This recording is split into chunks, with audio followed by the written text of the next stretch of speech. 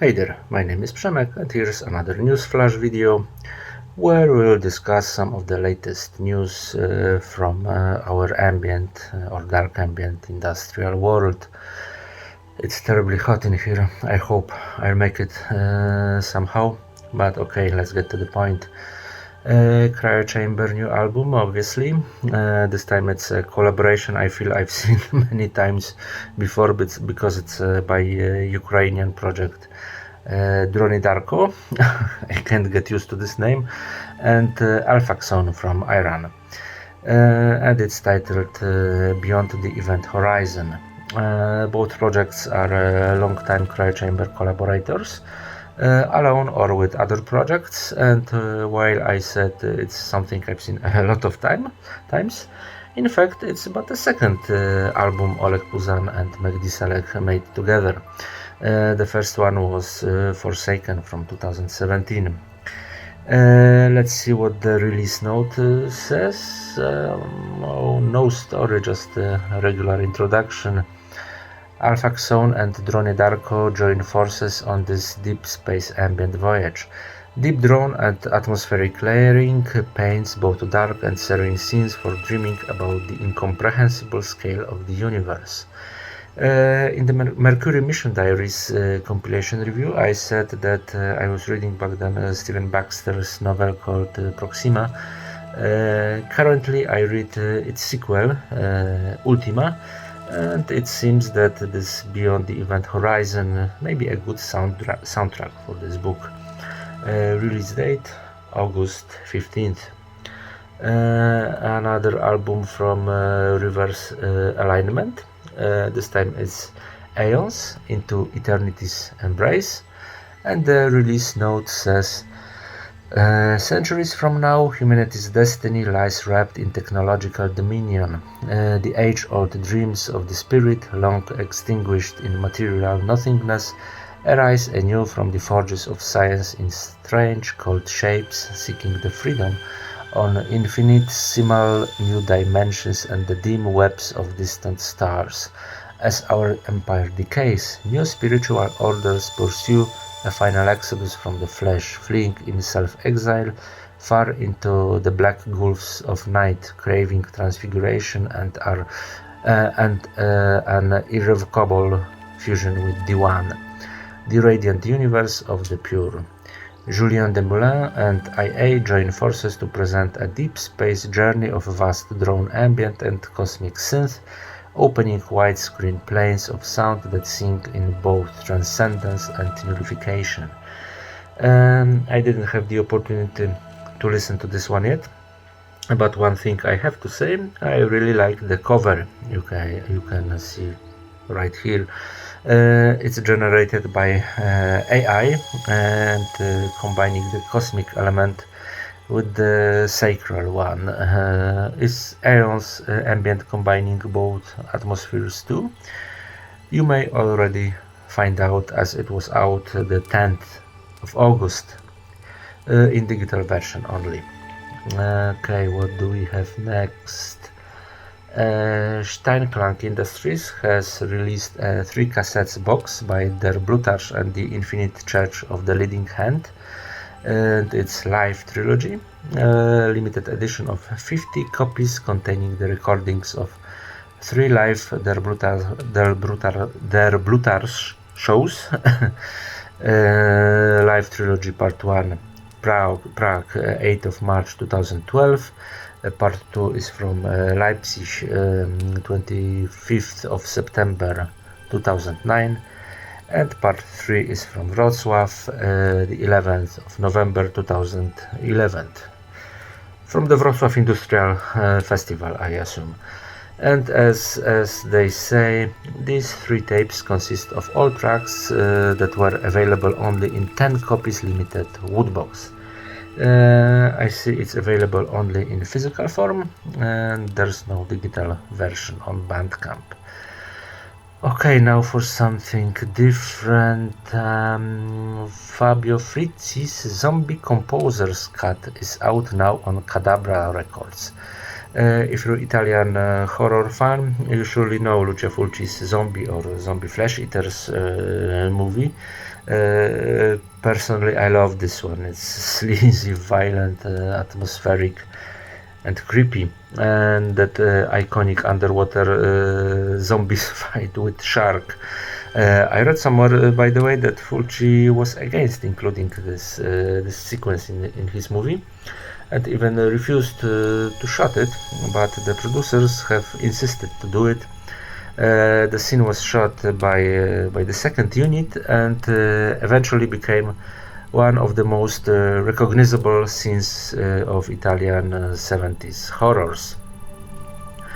Zombies Composer's Cut is not another edition of the soundtrack.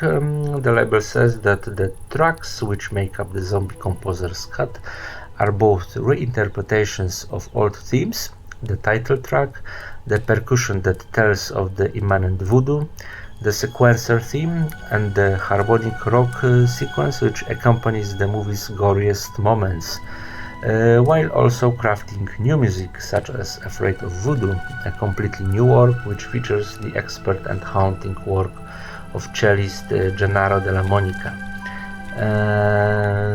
Not for nothing does the maestro himself add a classical guitar solo to the film's classic main title theme, adding just enough flourish to connect the droning mellotron choir to the island themes, which act as a counterpoint. Its details, such as these, which elevate the new music to something special, with the result being a score which leaps out of the speakers, robust and full. The electric guitars are bigger, the drums hit harder, the bass smacks you in the chest, and the synthesizers feel as though they've had their signal boosted with a lightning strike's worth of power. The vinyl is available to buy on Cadabra Records webshop. Okay, new offering from Sombersonics. This time it's New Gods 23 by Australian project Greased, with which I had the pleasure to share the Split Frequencies Volume 1 release from 2019. I was there as Embers Below Zero. This one will be out 23rd of August, and the artist presents this record like this. In honor of the years of the current Epoch 23, I performed several entheogenic rituals to realize New Gods, each ritual 23 minutes in length. This release is three of the most evocative of those performative rituals. Okay, 23rd of August, Sombersonics Bandcamp. New album from Winterlight has been announced today. It will be out on the 25th of August. It will debut from Ethereum Nebula, a new project by Dan Barrett. Dan is a talented fellow. You may know him from Worms of the Earth tribal ritual project, as well as from his newly founded label Arcane Dirge. Look at the cover, a giant egg on a snow desert. What's not to like? We'll see in a couple of days how this all sounds. Okay, a very interesting box set will be released on the 31st of October, out on Todol Records from France. It will be a 5 CD box from Pacific 231, the project by Pierre Jolivet, originally from France but currently residing in Ireland. It's titled Voix parallèles en perspective 2015-2021. The label says this amazing and unique box set is the first in the Pacific 231 long-time career. It's also more than unique because it's very first under his real name, Pierre Jolivet. Collected and remastered by the artist himself and coupled with unreleased material, this box set is completed with the 24-page booklet featuring collages of Philippe Pissier. This is an essential collection from one of the most distinguished artists involved in industrial power electronic scene since the early 80s. A limited 5 CD set is by one of the first major musicians of these fields in France. It will contain 263 minutes of music. It's possible that I'll be reviewing this one. Speaking of boxes, do you remember Fluttering Dragon label? If you watch my channel, you should, as in the retro reviews section I was already talking about two amazing CDs from this Polish label, Nordvarg Drag Cold Void of Nothing, and the last one published on Saturday, Iltfrost, You'll Never Sparkle in Hell. Anyway, the label ended its activity in 2006, and their latest offerings were 7-inch vinyls comprising the 63 days series with the Warsaw Uprising as a main theme. There were 6 vinyls released from renowned martial, industrial or dark folk or neo-folk projects like A Challenge of Honor, Stahlwerk 9, Kawatana and Der Feuerkreuner, Krampulets, Cold Fusion, Weihan and West Wind. And after 17 years, all these releases will now be brought together and released in a limited to 63 copies wooden box.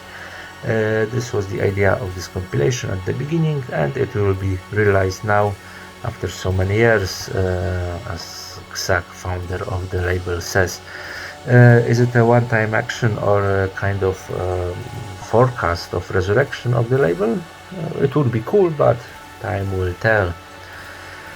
Okay, and the last one, this weekend between 24th and 27th of August, there will be the 23rd edition of Menuo Juodaragis Festival, which takes place in Lithuania. And while Castle Party is the biggest Gothic-related festival in Eastern Europe, I would say Menuo is probably the biggest folk, neo-folk, dark folk centered festival, but reaching far beyond these genres.